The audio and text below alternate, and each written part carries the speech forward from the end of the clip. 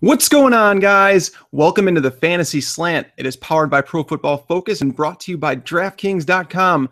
I'm your host, Mike Tagliere. Alongside of me, I have Kevin Cole. He's out in California today. He's out there visiting some family. It's obviously Christmas time, so we just want to wish you and your family, first and foremost, happy holidays. Hopefully you guys are doing something fun with the family and not, tearing each other apart when you're playing in a Friends and Family League championship this week. It's week 16, Kevin. We're finally here. It's kind of crazy that, I shouldn't even say finally here. This year has flown by. I'm usually at the end. I'm a little bit ready for a break, but there's so many things I want to look into in the off season and try and figure out trends. Although this year, it just seems like it's impossible to find those trends. Would you agree with me on that? Well, I think the biggest thing in the off season is going to be people looking at, we're talking about season long, people looking at running backs, because it's been, an apocalypse of the first couple of rounds for the early round running back. So, that's something I'm definitely going to do, is just try to gauge, let's say, how many weekly, RB1 or high RB1 performances are coming from those top picks in comparison to prior years. Last year was actually a pretty decent year for top running back picks. There were some busts, but there were a lot of strong running backs that came near the top. And this year, it's just been, other than Adrian Peterson near the top, you got nothing until you get down to decent performances from Lamar Miller and okay to good performance from Mark Ingram before he got injured. Yeah, and that's the thing, is I think instead of looking at the amount of games that they have, it's maybe like the percentage of games that they had when they played, because there aren't many running backs that have made it all 16 games this year. It's really rough. Even the quarterback landscape, I was going through that, and last year it was more consistent with ADP, whereas this year it's scattered all over the place. It's been really bad for quarterbacks. So, it'll be interesting to see if the late round quarterback philosophy or the zero running back philosophy pick up more steam, or if people kind of fade them knowing that it might have been an anomaly. I think that the quarterback thing will fade a little bit. I could see that going more towards people waiting on quarterbacks, just because, you think about it, there's really, outside of maybe Carson Palmer, there's been really nobody that has the floor of 20 points a week like we were used to seeing from like Brady and Peyton Manning and Aaron Rodgers. Like, those were guys that were locked in there. Even Andrew Luck to an extent this year. I know his late game pass attempts kind of made up for a lot of his struggles, but I think that I agree that I think that the late round quarterback strategy is going to come around, because there's just so many relevant ones. It's a different league that we play in. So, who's going to be QB1 next year, right? Brady, Roethlisberger. If Roethlisberger goes nuclear these last couple of weeks, he'd have to be in the conversation. That's kind of crazy to think that he could be QB1 overall. It's kind of true, though, but you have to look at it and say, okay, Roethlisberger with Le'Veon Bell, with Martavis Bryant, with Antonio Brown. Yeah. I just don't see how you stop that offense. Yeah. And their defense has been better than expected, too. So, but obviously, that's a conversation for next year. We're going to be talking about that the entire offseason, but we do have a week left. This is championship week. This is the one that matters most. I'm going to have some questions along the way. I'm going to talk about some of my own problems that I have and some of the decisions I'm trying to make. I got all kinds of problems, man. Yeah, it seems like it's one of those weeks where we're going to have to make a lot of tough decisions. So heart-wrenching. Like, I was feeling so good coming into the playoffs, and then after a couple weeks in, now I'm like, oh, man, I really need a huge push to come through and actually win some of these leagues, even though I was getting into the playoffs all over the place. Oh, yes. Well, the playoffs, the injuries haven't stopped. So we're going to touch on a lot of players today, including starting in the Thursday game where there's Melvin Gordon went to IR. Now, last week, I liked Melvin Gordon. I felt like it could have been like one of those breakout weeks. And, he started out with a lot of carries, and then he got hurt and was replaced, being replaced by Danny Woodhead and Donald Brown. Danny Woodhead scores 4 touchdowns. And I got beat by Woodhead in 2 leagues, man. How do people start him? How are people starting him? That's what I didn't understand, is how are they starting him after 4 weeks of nothing? I told someone to start him last week, and they ended up winning in their league. So I was like, because the guy had absolute, garbage on his roster. But that was the worst. That's the worst to get beat by Danny Woodhead last week. I agree. There's some people that told me that they were playing him, and I was like, man, I don't even know why you would have wanted to play him though. I understand if you had nothing, all your running backs died like they all have this year, but that's definitely possible. But man, Donald Brown this week, obviously he's going to get the start for the Chargers. Running the ball, carrying the ball, whatever you want to call it. Yeah. But they're playing against the Raiders in Oakland. Do you have do you feel like you could play Donald Brown anywhere? I'm not a big fan of him. I think the Raiders are better against the run than people, I guess, give them credit for. I think they're terrible against the pass.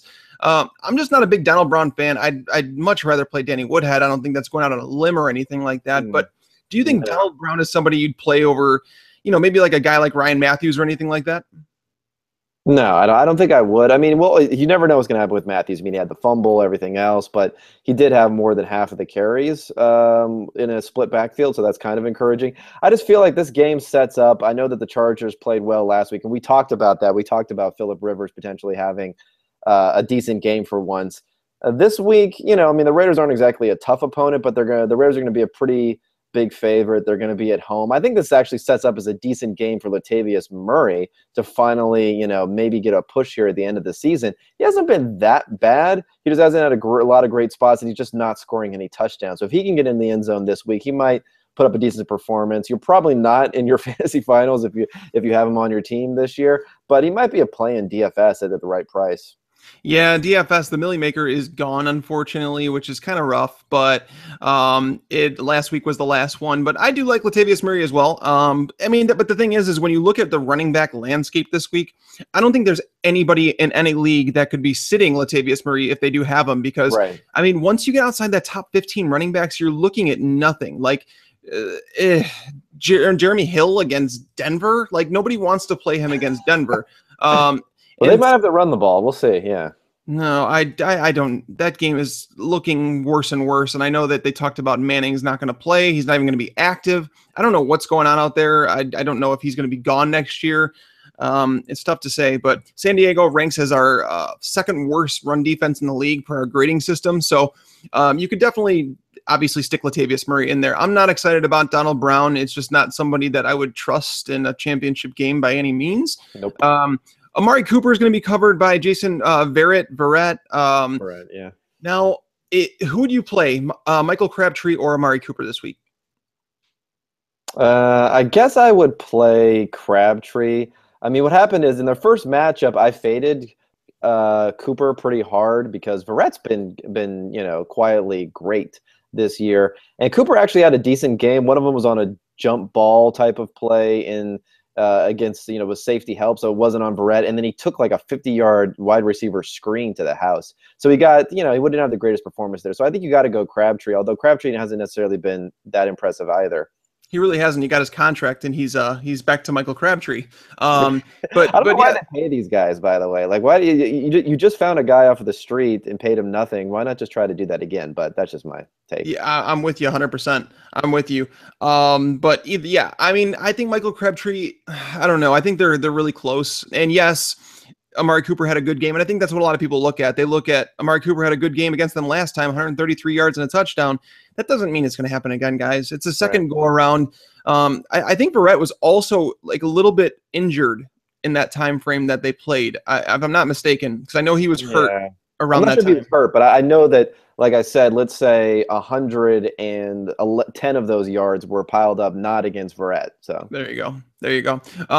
But that's about it for that game. And now there's another game. So if you guys are setting your rosters, obviously there's a Thursday game, but there's also another Saturday game this week, and it is the Redskins at the Eagles. Now, this one's one of interest for me. I did more research than I probably would have in a Redskins-Eagles game. I'm sitting here with a decision, and I know there's a lot of other people that are just like me, because I'm literally sitting there and they're asking me what to do, and I'm like, I haven't made the decision myself. Kirk Cousins obviously had a great game last week, but he's going to be on the road. He's been a little bit worse on the road as this year. It may have been just due to matchups. It may have been. But it is a divisional game. It's in Philly. Mm-hmm. What do you think of him this week? Now, is he somebody that you're going to play over somebody like Matthew Stafford, who I have on that same team? I also could play Ryan Fitzpatrick if I wanted to. Yeah. I mean, I kind of like Cousins this week. I mean, Philadelphia obviously has been something, pretty poor, to say the least. Yep. As far as those other guys, I mean, Fitzpatrick is shown to have a decent floor. I think it's tough when you're playing against a team where you could be trailing, but he's kind of been a pretty good floor play all season long. So I think I would do Fitzpatrick just because they're at home. over him. Stafford, I'm still not quite sure if I trust Stafford. I mean, they have a huge over under, but they can't run the ball that well. So I don't know. I mean, I think I might go with Stafford or Fitzpatrick. The more I think about it, over Cousins, but I don't hate Cousins. That's the crazy part, is that I even did a poll on Twitter, and it came back. I put all three of them in there, and Cousins had like 51%, Stafford had like 35%, and then Fitzpatrick was only like 10 or 11. Now I looked at it, and Cousins, I mean, going against Philly has allowed 16 or more fantasy points in 6 of their last 7 games.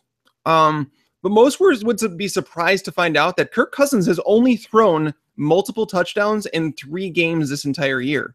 Like, I know his numbers look so much better, and that's because of the rushing touchdowns. I think he's scored 4 rushing touchdowns this year. But going into Philly, I mean, the only reason I'm a little shaken up on it is because it's on the road as a divisional game. The game means something to both teams. It's going to be one of those closer games. That's how I feel. Although he has been better with Deshaun Jackson. And Deshaun Jackson, I mean, I think you play him against the Eagles. He's lit them up the last 2 times he's played them. I mean, you're playing him probably in a top 20 wide receiver role, right? Yeah, I think so. This is probably the most important real football game from a playoff perspective of the week. It probably is, actually, looking at it. I know the Packers and the Cardinals matters a little bit, because when you're talking about playoffs for the Packers or home field advantage and whatnot, but I agree. Now, Eagles, Jordan Matthews, is he somebody that you're excited to play? Do you think he's turned a corner? I mean, I know he's looked better.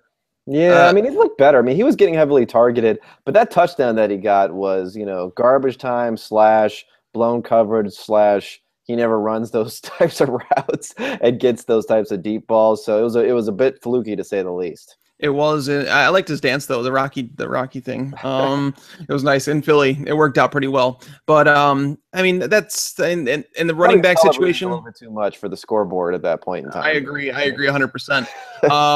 The Eagles running back situation, I mean, it's probably unlikely that you can avoid it, but if you can avoid it, I mean, I think I'd probably try and avoid it. It's been a cluster every single week, and it wouldn't shock me if DeMarco Murray got back out there because of the fumbling of DeMarco Murray, the ineffectiveness. Like, their run game hasn't gotten going at all recently.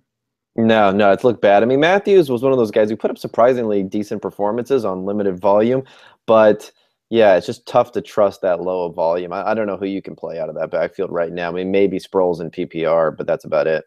Yeah, speaking of older players like Darren Sproles, Matt Hasselbeck, I think the Colts are going to roll him out on a wheelchair this week. I don't know. Is he just going to be like controlling a cyborg with his mind or something? I don't know how he can get out. It seems puzzling to me, because they're pretty much dead now, right? I mean, I guess they have a chance. They do have a chance. Anybody has a chance in that division. They need Houston to lose. After Houston last week, I mean, they're almost dead, I think. It's brutal. And Matt Hasselbeck, I don't know what's going on out there. If Sue gets his hands on him, I mean, I don't know. It could be the end of his career. It might be the end of his career anyways, because Matt Hasselbeck, he's taken some bad hits over the last couple of weeks. I mean, with him playing, I mean, I wanted to say I liked Hilton this week, but with Matt Hasselbeck going out there, I just don't know how much I could trust T.Y. Hilton, even though he's been good, like, seemingly every other game. And this is supposed to be one of those games where he does well. And Brent Grimes has been horrible. So, I mean, would you play last week, surprisingly, but yeah. Yeah, I know. But after the guy was open, of course, for a touchdown. Philip Rivers hit him. He looks like a shell of his former self. But someone in this week that I would play over T.Y. Hilton, Jarvis Landry. I know he hasn't been, all that as of late. I know he scored 4 touchdowns this season. That's all he scored via the pass. I love him this week. And the reason is because Devontae Parker has been getting more and more snaps. He's a full-time player now. He's doing well, okay? He plays on the outside, whereas Jarvis Landry plays in the slot. I do believe that if Vontae Davis is going to shadow anybody, it's going to be Devontae Parker. He matches up better against him. I don't think I'm going out on a limb there, but Jarvis Landry in the slot corners, or I should just say anybody outside of Vontae Davis and the Colts, their corners have been awful. I feel like Landry, this could be a week where it's like 80 to 100 yards and a touchdown. Like, I just feel great about his matchup. Do you agree, or do you think that Vontae Davis may be assigned to him and they say let Devontae Parker beat us? Nah, I doubt Davis is going to be assigned to him, like you mentioned with the slot. Yeah, I mean Landry's one of those guys where I mean you said like, 80 touchdown, I mean 80 yards is kind of close to his ceiling. He doesn't get a lot of yards, but in PPR, I think you got to feel great about him because he's just going to get peppered with targets. I think he's been a little banged up too, so hopefully he's starting to get healthy and can turn the corner there. Yeah, Jaleel Brown and Greg Tolder rank in our bottom 20 quarterbacks on the year, of 116 of them graded. So that's why I like that matchup. I just don't see Vontae Davis covering him very much. Now, yeah, the 80 yards, he'd have to probably catch like what, 12 passes to get there. Is that about right? Well, that's funny. You know, in Rich Revard's his worksheet that he comes out with every week. Yeah. One of the funniest stats in here. I was just flipping through this earlier and I noted it. So he's tied with Odell Beckham with 182 receptions through his first 2 seasons, which is the most ever. But he's 46th in yardage through 2 seasons. So that kind of shows you what type of player he is. Yeah, no, he's been under 9 yards per catch in half of the games this year. I did a little more research on him this week, just because I like it. I like him in DFS. I just think it's a good play. Now, Yeah. the other one that a lot of people have asked me about is, do they bench Lamar Miller? And my answer is no, but as everybody here knows that I'm stupid about Lamar Miller, and I just like him. I like his talent. And I believe when he gets an opportunity, he produces. It's just, will he get that opportunity, or do you think that this is going to be Jay Ajayi going forward just because the Dolphins season's over? I mean, I think that they're a favorite and they're at home, which I always like a lot. So that has Miller has that going for him. What happens is the team just abandons. They don't just abandon the run. They just don't run the ball. Period. So yeah, it was kind of disconcerting to see for Miller owners to see Jay Ajayi scoring. But like I mentioned a couple weeks ago, Ajayi is probably the guy there next year. I have trouble imagining that they're going to spend the type of money that they're going to need to keep Lamar Miller. He's a free agent. Doug Martin's a free agent, but Miller's the youngest guy I think is a free agent and could probably attract the most money. So I just don't think Miller's going to get more than 50% of the carries. Yeah, that's the tough part. Is I could understand the argument there, but I could also understand them saying we're going to squeeze everything we can out of this guy before he just hits the free agency market and we wear him out. Yeah. But I mean, against the Colts are bad against the run. Ever since their bye in Week 10, they have allowed every team to run for at least 93 yards, and four of those teams to run over 105 yards. I mean, I just think the matchup is right in this one for Lamar Miller. Now, like I said, it's a situation where you're not having too many choices. It's rare that you have 4 running backs in your roster that you even have that are healthy. I mean, that are even close to the talent level and the upside that Lamar Miller has, which means I'm starting him. I just don't see it as a question unless you're rocking 2 top 10 running backs and no other running backs in your flex. Yeah, no, I think he has a chance to do something, but unfortunately, he's just not viewed as the workhorse guy there. So I mean, I'd be shocked if he comes back next year. Yeah, I mean, I hope he doesn't. I really do. I'd love to see him in Dallas. Could this be the last game that you see Frank Gore in a fantasy lineup? I think so. I mean, he hasn't been awful. He's actually been still shouldering the workload there pretty heavily. He's just been really inefficient, and obviously not having luck has hurt, but then he wasn't really doing that much with luck there either. So, I mean, I think so. I think the Colts will probably move on, but you never know. I just don't know who they're going to play behind. I thought about that, and then I was like, yeah, I think this is the last time I'm ever going to put Gore in a fantasy lineup. And then I was like, well, wait a minute. The Colts don't really have anybody. I mean, they cut Josh Robinson. I don't even know if you can pick dudes up off the street though that are decent. I think. I mean, we see what's happened this year. Alfred Morris going with especially all the running backs. Just invest. You don't have to. I mean, if you're investing a 3rd round pick on a running back, you're actually getting a guy who's pretty good. I mean, if you look at the type of Duke Johnson, David Johnson types that you got in the 3rd round this year. So 3rd, 4th, 5th rounder on a guy. I mean, Ajayi went in the 5th, right, or the 6th. So you can get some good guys. Well, if the Colts are in win now mode, like they tried this year with Frank Gore and Andre Johnson, maybe they'll pick up Matt Forte. I don't know. They were in win 5 years ago mode. I mean, I could imagine though. Could you imagine Matt Forte and an Andrew Luck led offense? I mean, I think Forte would be a stud. Like, I mean, for maybe one more year. He's racked up a lot of carries. And speaking of Matt Forte, the segue is perfect. The Bears are heading to Tampa Bay to play their old coach, Lovie Smith, in Tampa. In this game, Mike Evans is probably going to have a field day with the Bears corners. I think the tallest Bears corner is Tracy Porter. I think he's 5'11". I Yeah, don't yeah. I don't see this ending very well for the Bears secondary. Mike Evans, I mean, you don't need us to tell you that you're starting Mike Evans this week. But Alshon Jeffrey, is he somebody that you can even trust at all? Like, let's say that he's questionable all the way up until noon and we find out he's playing the day of. Is he somebody that you can legitimately trust? I don't think you can legitimately trust him, but it's hard to bench him. I mean, you got bailed out last week, you meaning me, because I had him all over the place, getting a touchdown. So he at least put up a decent game last week with one catch. I mean, he's just a frustrating guy because when you get out there and he's playing, I don't know if there's really anyone doing it better than him, but he's just been hampered all week long. When you start hearing about the whole calf hamstring thing, that can obviously go south at any moment. So it's really tough. I think you probably want to fade him if you have another guy.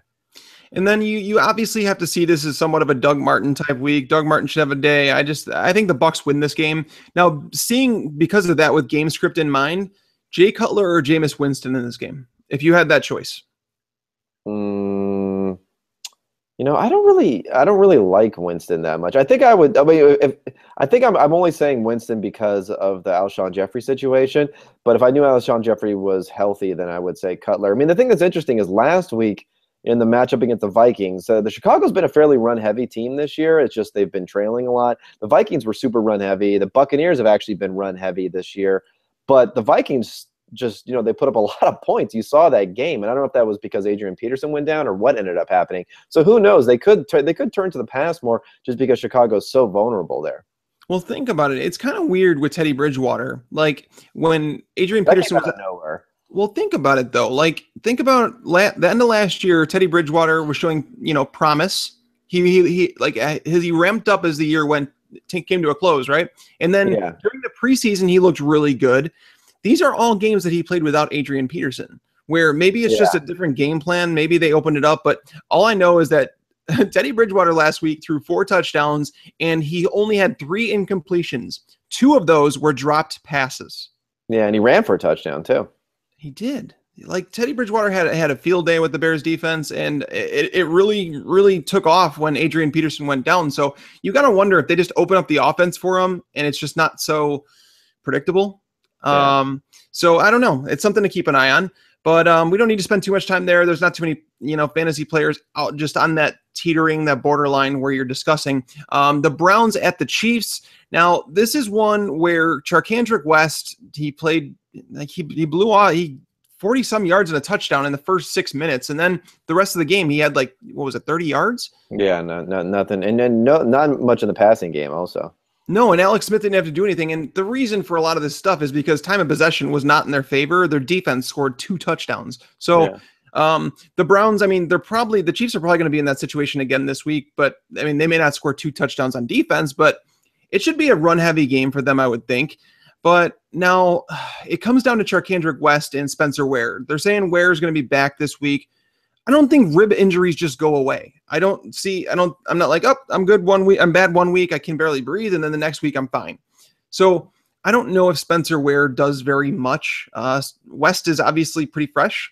I mean, do you think that Spencer Ware is even close to startable? I don't think so. I mean, he'd be definite desperation play. Yeah. I mean, well, here's a question. Would you play Isaiah Crowell, Duke Johnson, or if you're in a pinch, Spencer Ware? Of those 3 backs, who would you play this week? I guess I would play. Is Duke Johnson playing this week, or is he injured? That's a good question. He is injured. They haven't said whether he's in or out, but yeah, he is. If he wasn't injured, I might play Duke Johnson, but Crowell, I don't know, man. Crowell's had 1 good game all season long, so I might even take a flyer on Ware first, just because if they're just pounding away at them, they're 12.5-point favorites. It's I was going to say, at least that you have game script in your favor with Ware. That's about as far as you can go with that. Yeah. Jeremy Maclin, you're playing him. I really don't care who's in your team. I think you have to play Jeremy Maclin in this game, right? Yes. Yeah. Patriots at the Jets, a rematch of a game that they played earlier in the year. Now, Marshall, Decker, you're playing those guys. Marshall did have his worst performance of the year against them. That's bad timing for my fantasy teams, I'll tell you that. Do you have them going in any leagues this week? Yeah. I'm still alive in a couple. And few. Well, I have some that are just total points throughout the playoffs, so those guys are all still alive. But man, he was kind of a staple of my teams that made the playoffs. Yeah. Well, he did well throughout the year, and then But I mean, here. it wasn't a horrible performance, but you just like you're expecting so much from him nowadays. Yeah, no, well, I mean, you expect wide receiver one numbers. He's been just him and Decker. I think Mike Clay had said something that those two have finished as wide receiver one, two, or three every single week. They're the only receivers to do that this year. Yeah. So wait, let Um, me ask you a question on this game. Who are you starting, Bilal Powell or Chris Ivory? well, actually, I thought you were going to ask me something else, and I was actually going to ask you the question. Bilal Powell, actually, of those two options, especially in a PPR, especially in a PPR, in a standard, it's a little bit closer, but I would still go Powell. Yeah. I almost started Bryce Brown over Powell last week, and then I subbed it out at the last moment. Thank God. Yeah, our Bryce Brown, that whole thing we went on didn't really I'm work blaming out. that on you. I was just going along with you. I'm blaming that on you. No, but my If it question, went well, I would have taken full credit, of course, but I'm blaming that one on you. in this one though, like James White or Bilal Powell. James White, I think, because the Patriots like literally throw the ball. I mean, run the ball 3 times per game against the Jets, so it has to set up for a James White game. Yep, and James White actually has graded out to be the best running back over the last since he took over as the starter. Well, starter in Yeah. parentheses, but he's played really well. And I told people because people are like, "Well, are you worried that he's not going to get a touchdown? They think he's touchdown dependent." I said, "Stop looking at him as like a running back. Look at him as Danny Amendola or a slot receiver. That's all you have to do, and you'll be a lot more okay with it when you look at his numbers." He's Yeah, been I mean, part of the reason you're starting him is because he plays for the Patriots, who has a chance to score touchdowns, right? Yep. Yep. And he doesn't, I mean, he's only carried the ball like I think a max of 3 times in one game. But over the past 3 weeks, he has seen 24 targets. And this week, Danny Amendola is not going to play. Julian Edelman's not going to play. These targets have to go somewhere. I would Yeah, be yeah. I'd be shocked if James White does not have 8 targets in this game. And he gets some high value carries because he scored a couple of those touchdowns because they come to the line really quickly and then they just run a running play a lot of the times inside the 5 yard line. So he's still in the game. They're not subbing him out. So it's not like he's automatically kicked out of the game in those goal line situations. He can get those high value carries too. Yeah, and I think this game's going to be more competitive than it typically is between the I hope Patriots and so. Jets. It's a fun game. Again, It these teams definitely come is. together and it's close. Yeah, and I picked Or up a the lot of Hot Bowl. That's fun too. You know what's funny though? I'm in a championship game where the guy is he was in front of me on the waiver order and he Yeah. and Bilal Powell was there, okay? Yeah. And me, I'm dealing with Odell Beckham situation and he's out. It was ruled now. It's actually the appeal took place. He's not playing. And so I have to replace him. So I moved some things around and I have a flex spot open. I put in a waiver for Powell just in case, something happened with Beckham. And I got him. And so this morning he texted me something and I was just like, oh, well, thanks for letting me get Powell. He's like, oh yeah, I dare you to play him. Like he was happy that I picked him up and he just didn't believe I was going to play him. I'm going to play him. And I think he should do well. I mean, the Patriots have been really good against the run. Chris Ivory has sucked. Yeah, I mean, he's benefited from some touchdowns you probably can't count on recently, but Bilal Powell is the epitome of kind of this primacy effect where everyone thinks about what's their first impression on someone, and they totally forget about the fact that the guy's putting up legitimate, top 10 easy PPR numbers the last few weeks. Yeah, and that's the part where I'm liking it. And with the matchup, I mean, game script should be in his favor. I mean, I Yeah. just don't see Chris Ivory getting 20 carries in this game. No. No. But that's about that. The Cowboys at the Bills. Des Bryant scored a touchdown last week of all times. I know it gets Revis. Why was he giving him that cushion? That was I guess you're just scared of the fade, which you have to be. I'm proud to say that I watched like literally maybe 10% of that game. I was so proud to say that because I've never seen so many people that needed to declare on Twitter that they weren't going to watch that game before it started, which I think was funny. Like because there's so many Cowboy fans out there that are just hurting in their hearts. No, I didn't watch. It was actually my wife's birthday, so like like I told her we'd do whatever she wanted, and she wanted to watch Fargo, so we did that instead of watching that game. So we checked it here and there because I hope you told her that it was that it was a big game you were missing. No. She knows. She knows. She's upset watching You Dez can't pull now that days one out. without You can't pull Tony. that one. Okay. But obviously Dez Bryant against the Bills. Now Stephon Gilmore is out for the year. The Bills last week, they didn't look so hot against Kirk That's an Cousins. understatement. Yeah. So what do you do with Dez Bryant? Is he somebody that you're feeling, is he a top 24 option? Or are you more like, no, I think it was a fluke last week. I still don't trust the guy. I mean, they're actually starting this Kellen Moore. I'm sure.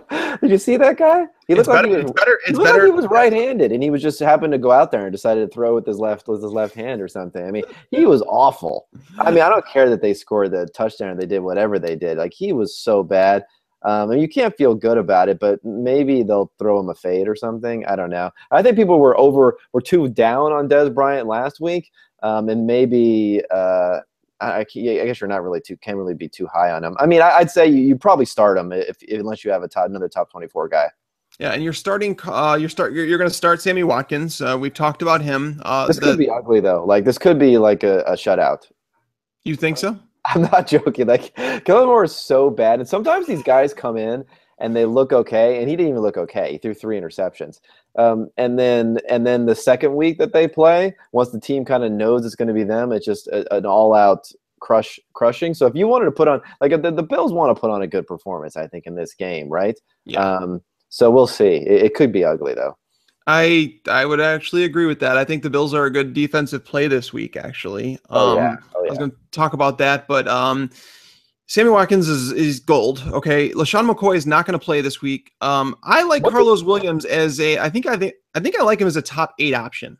Yeah, no, I think that's good. I think some people are probably a little discouraged because Carlos Williams, he kind of been performing when you didn't want him to, and no, you didn't want him to, but you didn't have him in your lineup, and then the few times where everyone was waiting for Williams gold to rain down on them in DFS, it didn't happen. So people could be turned off because of that, but he's still a stud. So let's get him in there. Yeah, a lot of people are talking about Gillislee and if I'm worried about him, and no, not really. I think he's more of a desperation option, desperation flex, whereas Carlos Williams is a legit RB1 by my eyes this I don't week. even know how to say his name. Is it Gillislee or Gillislee? What is it? Gillislee? I thought it was Gillislee. I might be wrong. Who knows? If I can't pronounce your name, then I just take you out. It's kind of like Christine, whatever. Yeah, he's a comeback. We're going to talk about him. We're going to talk about him. That's for sure. Now, the next game, the Panthers at the Falcons. Now, this is a rematch. Ted Ginn's not for real, right? Please tell me this guy's fake. He gets open, and he catches it half the time. So, yeah, he has that going. I mean, he's not like a great option, but Newton can obviously get him the ball downfield. I mean, Newton's got a cannon, right? And I don't think Ginn with his – I mean, what did he run, like a 4.2 or something like that when he was a top 10 pick, so he could get open. So I mean, the Falcons are not that great. I don't think they're gonna. I mean, Trufant will play against them, but he stays on one side, and I don't know if Trufant's like a great option against a guy who runs so fast, other than he jams him at the line. So I think he's a good play. Now, I mean, are you more interested in Julio Jones this week, considering they're at home, considering the Panthers defense has allowed 35 and 38 points in their last 2 road games? Yeah, no, I like Julio Jones. I thought he played well last week. Julio's another one of these guys that has just been unfortunate that he piled up so many touchdowns early in the season, and now in the kind of critical fantasy weeks, he hasn't been doing it. But you fire him up. He's a top 5 guy. Now, this is the weird part for owners. When Cameron Artis-Payne is fantasy relevant in your fantasy championship, it's a bad day. But Cameron Artis-Payne or somebody like Chris Ivory. I think you still got to go with Ivory. It's just too hard. I can't tell what's going to go on with the Panther backfield. I mean, they look pretty good. I don't know. I think I would still lean Ivory, but it's not necessarily an easy choice. Yeah, well, like I said, once you get outside those top 15 running backs, it's tough. So I guess you might want to play the guy in the better team. I mean, I don't know. I would imagine, but the thing is Cam Newton gets goal line carries. That's just how that works in Carolina. So we know the players in that game. Ted Ginn is somebody that, I mean, me personally, I don't know how you trust him. I mean, I know they're going to be on turf, which is going to mean, faster things for him. But the last time they played the Falcons, he got 3 targets. He caught 2 of them for 2 touchdowns. Like, So No, he's a low floor option, but you're just hoping that the average will be good. There you go. There you go. That's the best way to put it. 49ers at the Lions. This is the other game where I got to where it's Matthew Stafford and the Lions, Calvin Johnson. There's really nobody on the 49ers that I can recommend you start. I mean, I think Anquan Boldin could be a sneaky guy this week in comeback mode with, the running back situation in San Francisco not looking so hot. Detroit has not done so well against slot receivers this year. Now, would you agree on Bolden there? Do you think he's a decent wide receiver 3 option this week? Yeah. I mean, he's had he's got a decent amount of targets the last few weeks. Do you have any explanation as to why Calvin Johnson saw 1 target last week? I don't know. Obviously, the Saints defense has a lot of holes, and there were some bigger holes in some other places. You can't really be too critical with the fact that they were putting up some points, and I think they just kind of sat on it and decided not to push things in the second half. It's troubling, though. There's definitely a lot of trouble if you own someone like Calvin Johnson in Dynasty, because he took a little bit of a hit last year, and now he's probably going to take a massive value hit this offseason. Yeah, I don't know. Like, I know there's been talks about, like, will they cut him? I don't think so. It's a huge cap hit if they did cut him. But yeah, it's a big contract. The thing is, people are talking about an injury. Maybe this injury to his ankle is a lot worse than they're making it out to be. I don't think he'd be playing the snaps. I really don't think so either. I don't think he'd be out there if he was. Golden Tate, I don't know. It's ever since this coaching change and things kind of shifted around, things changed a little bit. So it's hard for me to say why I think Calvin Johnson's not seeing targets. It wouldn't shock me if this is a week where he goes out, though, and does what he's supposed to against San Francisco, because they do struggle with opposing number one receivers. Now, Matthew Stafford is an interesting pick, and I know a lot of people are deciding on him this week. A fun fact, the 49ers have allowed just 3 quarterbacks all year to score more than 18 points, which is something that I found. I was like, no, did I read that wrong? And no. The only quarterbacks to score more than 18 points against the 49ers, Ben Roethlisberger, Eli Manning, and Russell Wilson. So obviously some quarterbacks that can sling it. So I think Stafford's a little bit more scary than you would think. The reason I guess you could lean on him, they are at home. San Francisco's defense is not as good on the road. So I guess that's where you hang your hat. Would you put Stafford? Who are some guys that you might debate starting Stafford over, or vice versa? Who would you start over Matthew Stafford in that tier? We're talking like Kirk Cousins, Tyrod, Ryan Fitzpatrick, like these guys, Alex Smith. Who of that bunch is your favorite? I think Stafford's probably my favorite. I mean, the one thing that I would say is pretty key is the fact that the Lions are just not good at running the ball, so that probably helps. If you're a big favorite and, they're going to need to pass the ball to score. And it seems like Stafford's been getting some pretty cheap touchdowns to Golden Tate, so I think that'll probably continue. So I think I'd take Stafford versus most of those guys that you named. He's probably up there with your name brand type of quarterbacks this year. I mean, on the low end of that. But he's up there with your name brand quarterbacks when you're talking about, your Rodgers, your Bradys, and Palmers. He's not as high as those guys, but he's probably right after that. Yeah, that's where he's at in my rankings this week. And I don't know. It was that weird thing where San Francisco, they have not allowed they've allowed just one multiple touchdown game from a quarterback since week 6. So I mean, who knows? Maybe, the Joyke Bell or somebody. No, maybe an Amir Abdullah breakout game or something like that. I guess. I love we were talking about these breakout games for Amir Abdullah and Melvin Gordon potentially last week when it's like week 16. Yeah, no, it's been a disappointing season for rookie running backs, without a doubt. I know Todd Gurley had his time, but now he's in a place where we don't even know if we could start him. Todd Gurley is obviously someone that you want to fade in DFS this week. Guys, the playoffs are here, and if you guys are out of the fantasy playoffs in your season-long leagues, head over to DraftKings. 1 week fantasy at DraftKings.com. There are millions being won each and every week. Every play and every game could take you closer to a life-changing payday. This isn't fantasy as usual. This is DraftKings. Welcome to the big time. Hurry to DraftKings.com now and use promo code PFF to play for free with your first deposit in this Sunday's $1 million fantasy football contest. First place takes home $100,000. Enter PFF for free entry now at DraftKings.com. Again, that is DraftKings.com.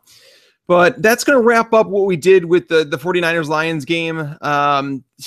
Man, you're starting Calvin Johnson if you have him. You can't sit him. It's just impossible. I mean, but it's also highly doubtful that you would be in the fantasy championship if you had Calvin Johnson on your team, though. Am I right? Yeah, it's unless you're in one of those. Yeah, he knocked me out of a couple of leagues. So I had a friend ask me, Kevin, before the game. He did like a Sunday through Monday DFS deal, and he said, "Who should I play, Calvin Johnson or Golden Tate?" I was like, Calvin, dude. Yeah, I mean, you can't feel good about yourself saying Golden Tate. No, and then of course Especially I when he starts doing get a those text. touchdown dances. Okay. No, they're awful. I get a text halfway through the game. Well, it's a good thing I kept Tate in a few lineups. I'm like, yeah, you know what? Don't even text me again. But end of that game, going on to the Texans at the Titans. This is something. This game, you got Brandon Whedon, who the Cowboys honestly probably should have never let go. He'd be starting right now for them. Yeah, I mean, he definitely was better than Castle, right? 100%.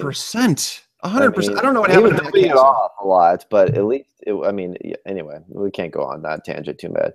No, definitely not. I don't even know who's going to be the quarterback for the Texans. It's going to be Brandon Whedon. And I think that he's decent enough to sling it up to DeAndre Hopkins. Hopkins he's going to be solid against Tennessee. Tennessee's awful against the pass. They're semi-decent against the run. I know some people were touting Alfred Blue. I don't think you could ever trust any Texans running back. No, definitely not. I didn't think the Titans are awful. Dorial Green-Beckham, he's starting to step up. He's starting to see more targets. Yeah. I think he's somebody that if you're sitting in there in a spot where you're missing Odell Beckham Jr., okay, and you're looking at that waiver wire, and if you see Dorial Green-Beckham there, if you're looking for that upside guy, that's him. Yeah, I think so. I think Green-Beckham, he was somebody earlier this season. I had some discussions with people about what rookies we liked, we didn't like. He had something that was going for him, which was that he was at least playing well with limited usage, and now he's got that usage up and he's starting to play. I mean, he's got the huge catch radius, so I think it's a really a tough guy it's a tough guy to cover, and it's a good option for a quarterback when he feels like he's in trouble, just to be able to chuck it up there. Yep. I agree. He's huge. What is he? He's 6'5", right? He's like that Randy Moss build that it's tough to contain that guy. And Mettenberger, he has that DGAF mentality, right?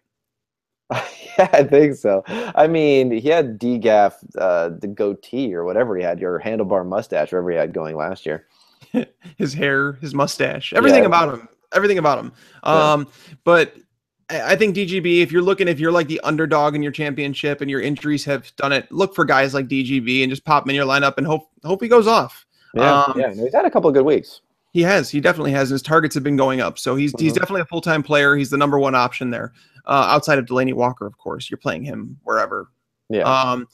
The Steelers at the Ravens. This is going to be a shellacking. We know who we're playing here. We're playing Roethlisberger. You're playing Martavis Bryant. You're playing Antonio Brown. D'Angelo Williams. Is there anybody on the Ravens that you could play and feel comfortable about? Aiken did okay last week, right? So maybe Aiken. Other than that, I would say no. And this is going to be a really interesting matchup from a fantasy perspective, because because Ben Roethlisberger and Antonio Brown were kind of down in week 13. So if you scrape by there, not week 13, sorry, excuse me, week 14. So if you scrape by there, they had a huge performance last week. And you got to figure there's going to be that sort of combo in a lot of fantasy finals. So they're probably going to determine things, whether they put the pedal to the metal and just go for it this week, or if they decide they're going to grind it out with D'Angelo Williams.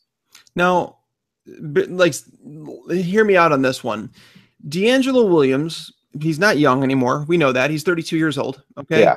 Now, is this a situation where Pittsburgh says, you know what, the Ravens are awful against the pass. We're going to pound them on their home field. Why are we going to waste D'Angelo Williams? Because they don't ever share carries with that guy. They need to do that more often, because this guy's going to be dead come playoff time. If they make it to the playoffs, he's going to be out of gas. I mean, you've seen over the last few weeks, he doesn't have that burst that he had at the beginning of the year. So I think this could be a week where, the Steelers divisional game, we know that the Ravens are a rival of theirs. What keeps them from putting the pedal to the metal and saying, yeah, we're just going to throw the ball all over you? And it's funny because Mike Clay said it, and I have Martavis Bryant in my top 8. I have Antonio Brown number 1, but he said a case can be made that those are the top two wide receivers this week.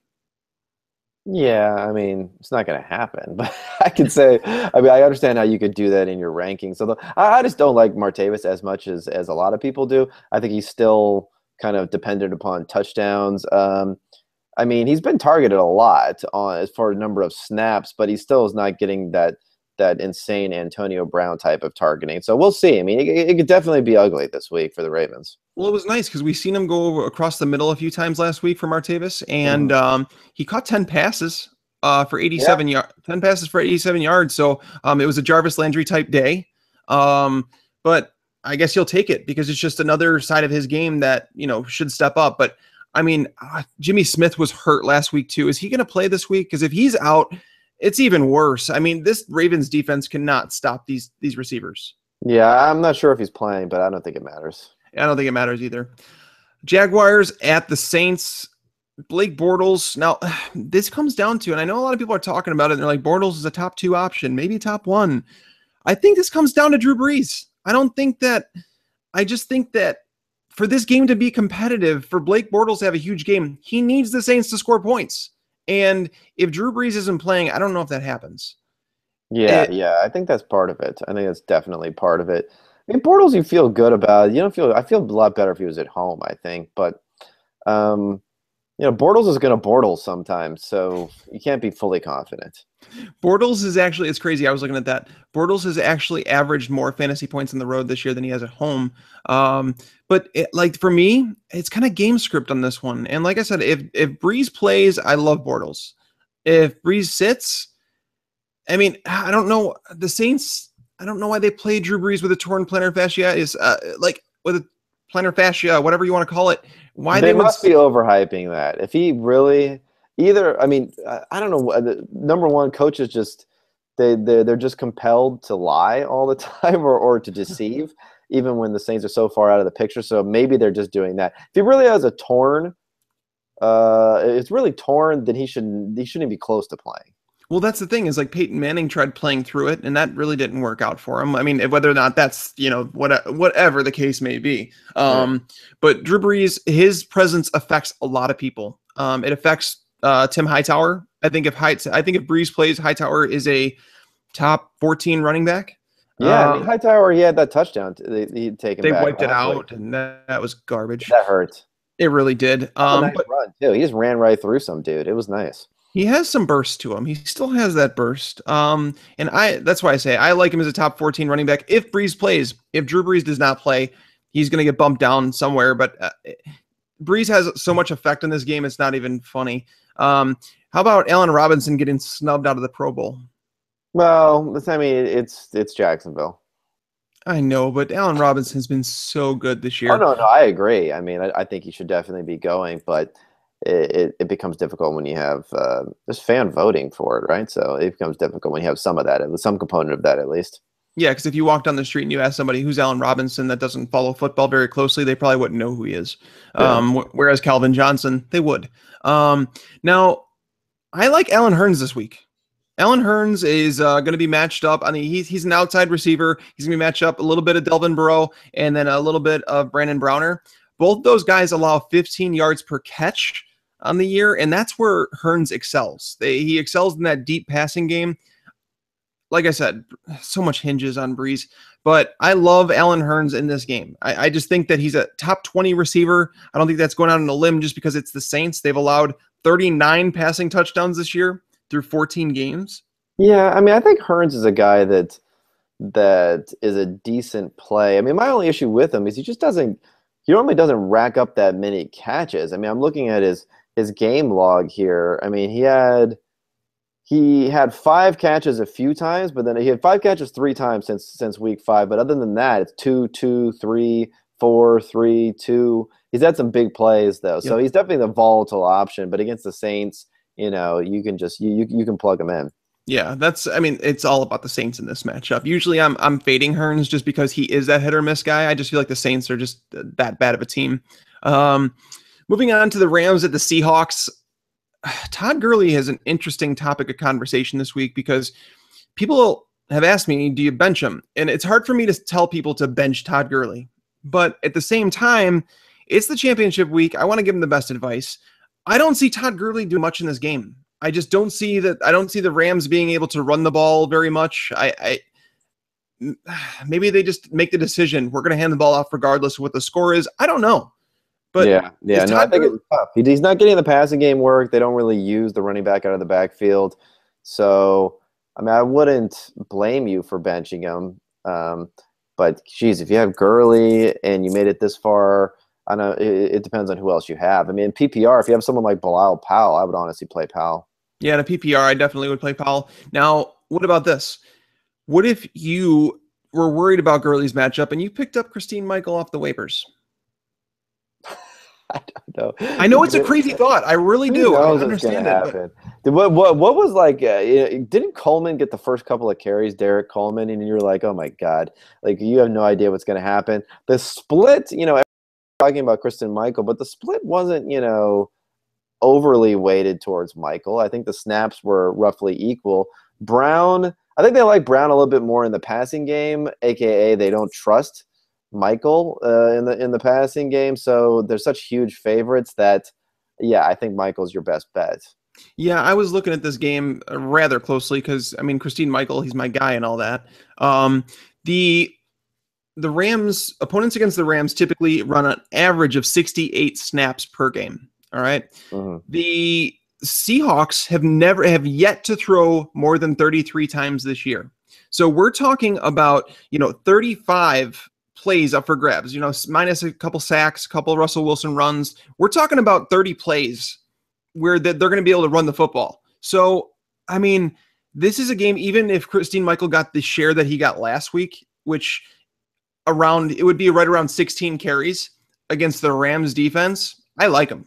And the thing is I know he got just over 50% last week, but yeah, Coleman was terrible. He was awful. He looks like a fullback. There's a reason he's a fullback. The only concern though is that Bryce Brown rips off a long run and then they decide they're going to ride him a little bit more.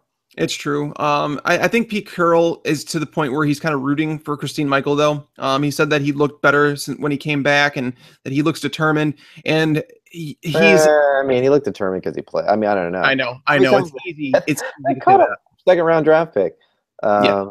Can I just say that I'm just gonna hate for a second here? Yeah. I just really hope Doug Baldwin just completely busts this week, and anyone who's been ridden him to a fantasy football championship goes down in flames because I can't stand to see this guy continue to put up numbers where like people are like, oh, Doug Baldwin, I always knew he was good. Dude had multiple touchdowns in one of his first 73 games, and now he's done it 4 straight weeks. Only the third receiver ever to do that.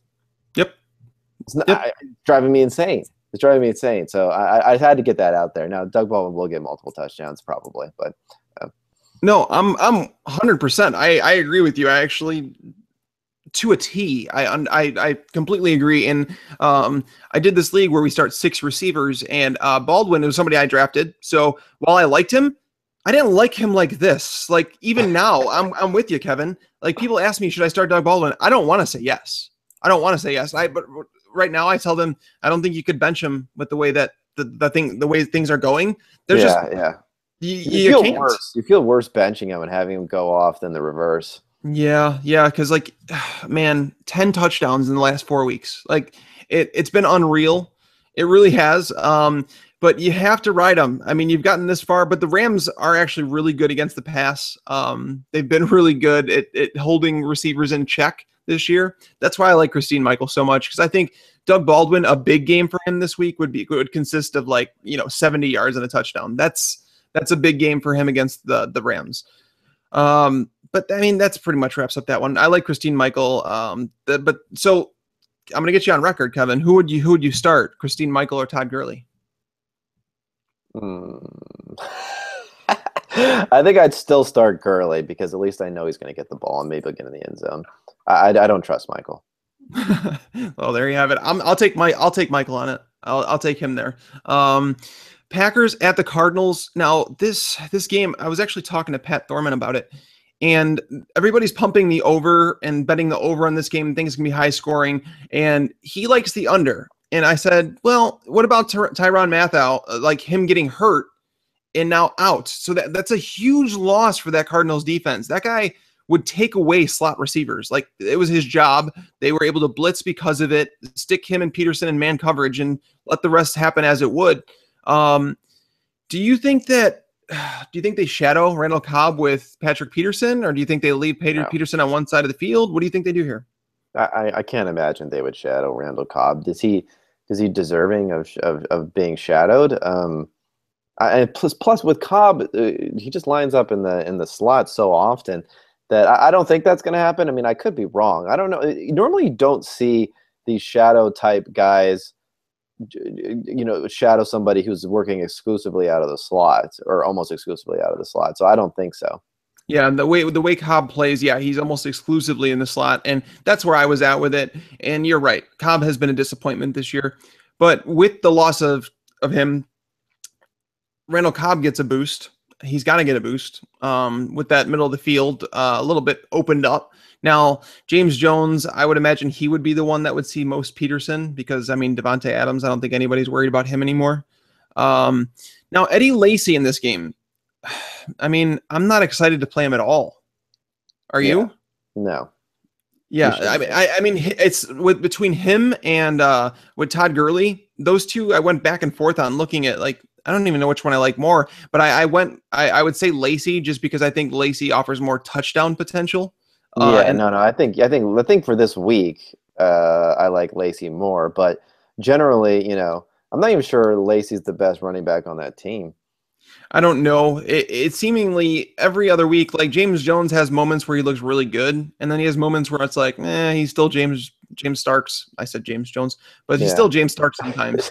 Not even worth remembering his name. No.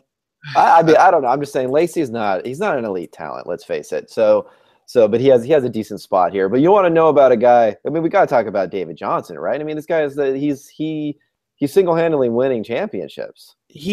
I said it on Twitter, and I got to cut a lot of flack for it, but I think everybody took it the wrong way. I said that David Johnson is 2015's version of Jeremy Hill. Now, I did not mean talent-wise. If you recall 2014, what Jeremy Hill did in the fantasy playoffs, he carried people to a title. Now, we're kind of right there with David Johnson. Now, Green Bay is a little bit different monster than Philadelphia. Philadelphia has been awful, but what David Johnson did on the field was special. I didn't view him as that good of a running back, but man, he looked fantastic out there. He's one of these guys where unfortunately I drafted him quite a bit, and then I ended up dropping him because I thought he was third in line for carries, but I still have him on some dynasty teams. So those teams are just crushing down the stretch now. So I mean, those are the teams I feel the most confident in is when he's playing there. I mean, he's big. He's an elite athlete, and from a metric standpoint, from the combine, he can catch the ball. He can do everything. And then people are talking about the Jeremy Hill comparison. I mean, the problem with Hill is what he's done this year, of course, not what he was doing last year. And there's no Gio Bernard equivalent in for the Cardinals to no guy that they spent a tremendous amount of, well, not a tremendous amount, but a high second round pick on that he's going to have to share carries with next year. I'm really excited to see what he can do.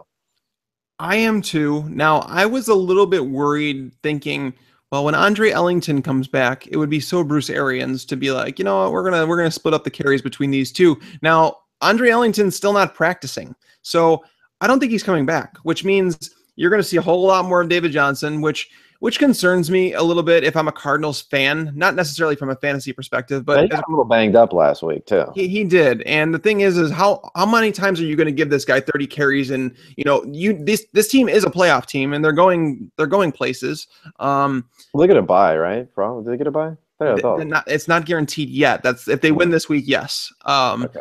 Now that's why I don't know, but like I said, Ellington's not practicing, so David Johnson's going to be a workhorse once again. Fire him up. Mm-hmm. And the thing is, like you said, he can catch balls out of the backfield, so therefore he's game script proof. So play him. The Cardinals receivers, your guess is as good as mine, Kevin. I mean, Larry Fitzgerald, is he now the third option that you'd use on this team? You know what's funny? A few weeks into the season, I wrote in some of the Target Share articles at PFF, I was writing about, Larry Fitzgerald, we'll see what ends up happening. He probably is not going to sustain this pace. And then he was just dropping like 2-3 touchdowns a game for the next 3 weeks, kind of Baldwin-esque on all over my telling saying to fade him. But now kind of what I was saying is eventually coming true. It's not that he's the third option. It's just you don't know how the options are going to line up on any given week because they have three good options. Yeah, and the Packers, I'm guessing they are supposed to get Sam Shields back this week. If they don't, it's going to be a nightmare in their secondary. I just think that the Packers can be targeted in the secondary. I don't know. This could be a more competitive game than most people would think, rather than the high scoring back and forth. It might just be more competitive. We'll The see. Packers secondary had played okay, and then last week it was kind of surprising to see what happened to them. Well, you've seen them fall apart. It was without Sam Shields, so it just I think that's where it lies. And I don't know if he's guaranteed to play this week or not, but they're obviously on the road. But I mean that game is going to be a fun one to watch as a pure football fan.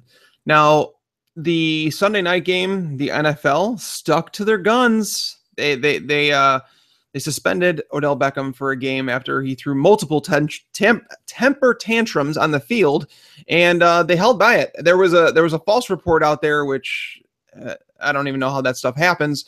But now he's not playing. You can drop Odell Beckham. The season's over.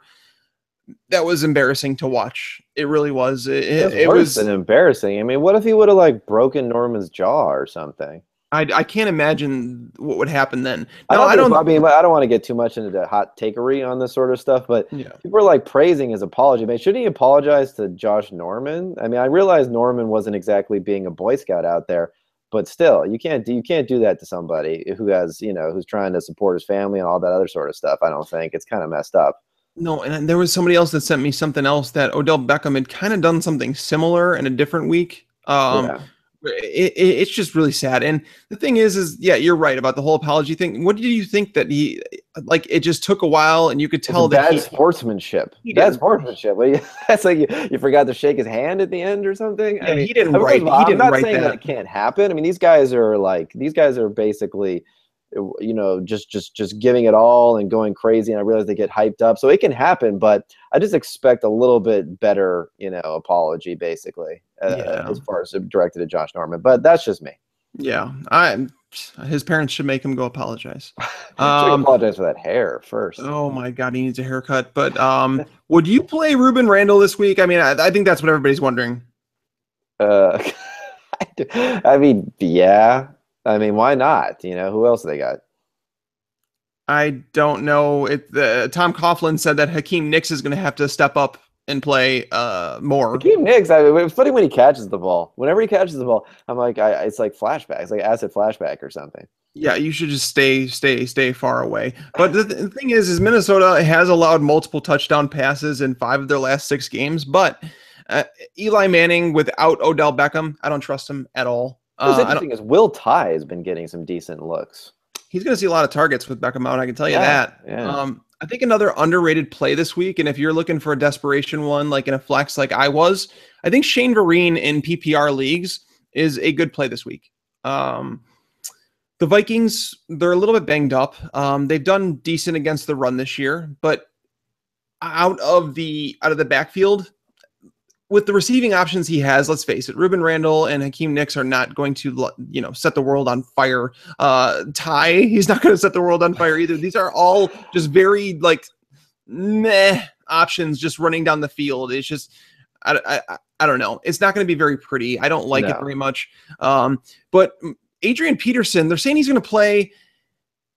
Man, I guess there's a lot that rides on the earlier games because I guess the Vikings, I can't remember what it was, but if certain teams win or lose, they might not play Peterson. Right? Yeah, if the Packers lose, then the Vikings are locked in, so they can rest Peterson. I think they got the division, right? Right. So that's something to pay attention to if you're an Adrian Peterson owner, and grab Jerick McKinnon just in case, I would say, right? Yeah, McKinnon looked good. I mean, I love McKinnon. Too bad he can't get on the field. I think he's an underrated. Too bad they shared this. They shared him with Matt Ozzie. I mean, whatever. He was a rookie. He used to play triple option quarterback, so I get it. But McKinnon's one of these sneaky guys where who knows what could happen with him in the future. Problem is Peterson will probably be back for sure next year. Yeah, in a dynasty, I think that Jerick McKinnon's a fine buy low right now. You might have to hold him for a whole year though, if Peterson doesn't get injured. I guess you're probably going to, but that's the reason you're going to get him. Well, I mean, I guess that's priced in, right? And you can think that things could go well. Yeah, because I just imagine where McKinnon would go, like his price would skyrocket if AP for some reason didn't come back. Yeah. But Stephon Diggs had a big game against the Bears last week. I know the Giants secondary is weak. Would you trust Stephon Diggs over somebody like? No. Yeah. I think this could, who knows? Like this could be kind of ugly without Odell Beckham out there. And though the Vikings may be content to lean on the ball. And Diggs had a good week last week, but it wasn't like he caught a bunch of balls. He just got those touchdowns. Yep, the 2 touchdowns. Yeah. All right. So Diggs or Ruben Randall? Oh, Diggs. I like guys who are actually talented. I don't mind Ruben Randall, but is anyone who looks more lackadaisical when he's playing? Yeah, no. He catches the ball and he like literally just walks out of bounds. Like he just seems like he's fully content with just being mediocre. Yeah. That's the best way to describe him. But the Bengals at the Broncos, AJ Green, man, first off, it's a tough matchup to begin with. Second off, he has AJ McCarron throwing a ball. Third, he's on the road. Fourth, he might not even play because he's got a hurt back. He hurt it. He took another hit to the back last week. He had 1 catch for 37 yards. Man, there's some questions rolling in, Kevin. And AJ Green is somebody that might end up on the outside of my top 25 receivers this week. Is there a reason for optimism with him? Yeah, I mean, I don't think it's that crazy to say he's outside of the top 25. There's a whole lot of bad going on there. So the problem is you start looking at some of the names that you're going to start in front of him, and you might not just feel good about yourself if you do it, even though it could be the right move. I just feel like AJ Green, like if you get down to like the 25 area, that's where it gets like to the point where it's dicey, where it's like, okay, am I really start Kamar Aiken or AJ Green? Exactly. That's a legitimate question. And honestly, I think you'd have to go with Kamar Aiken. Yeah. See, that's the type of thing. That's the type of thing I'm talking about. Where, yeah, you give that advice to anybody else, you better make sure you're not gonna get any thanks for Aiken, but you'll get the reverse. You 100% will get the reverse, and that's the tough part. But I always try and think of it. You don't like Ginn, Ted Ginn or AJ Green? Green. Okay, no, it's probably Ginn to be. I mean, I don't know. Really? Okay. I don't even know, man, because like AJ Green, Dez Bryant or AJ Green. I go Des. Yeah, I think I would too. I'm looking at these for the Fantasy Pro rankings. Dez Bryant is actually lower than all the names that I just mentioned. Really? Yeah. I didn't even know that. But yeah, I mean, the Broncos, you're going to start Demaryius Thomas. He's a middling wide receiver 2. I just think this is going to be a very boring game. I think it's going to be a game nobody wants to watch on Monday Night Football. CJ Anderson, not excited. Ronnie Hillman, nope. What about AJ Green or Emmanuel Sanders? I mean, I guess you like Sanders. The thing is, Osweiler's only been good for like 3/4 of in the entire time that he's been playing. So, but he did play well in the first half last week. Although a lot of teams have put up some numbers on the Steelers. So, I mean, you don't like it, but you just hope for a good game script with McCarron starting. I think it's going to be a very low scoring game. Just hope for a lot of targets. Yeah, I mean. Kevin, I think it pretty much sums up this season where we're at when we're wrapping up the Week 16 episode here, and the question was AJ Green or Ted Ginn. That's 2016 fantasy football in a nutshell. Ted Ginn, I've yet to see anyone who touted him coming out say, "I told you." Oh, there's going to be somebody. There's going to be somebody. But yeah, guys, that's wrapping that up. Like we said, we wish you and your families happy holidays. Be safe if you guys are traveling. Kevin, do you have any parting thoughts for those who are heading into the championship week before we get out of here? Yeah, I mean, I would say that it's been kind of an upside down season all year long. So hopefully, you got to just, as I've said it a few times before, don't necessarily go on what's happened the last week or the last 2 weeks. You have some guys in some good situations. Hope that they can turn things around, and hope that the Doug Baldwin that sort of situation can flip and reverse if you have a stud that you haven't been playing, you have been thinking about not playing because he just hasn't been scoring. Yep.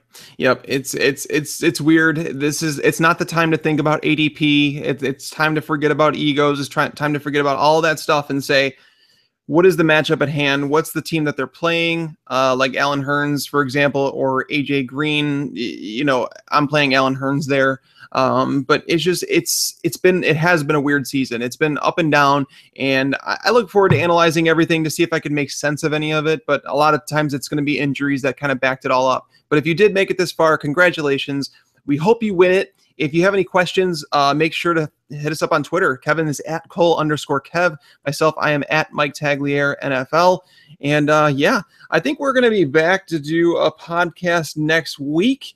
It might be more of a fun one, talking about, some takeaways, some things going into Dynasty offseason. But yeah, we definitely had some fun. You guys have a very, like I said, happy holidays, and we will see you next time. Until then, lights out.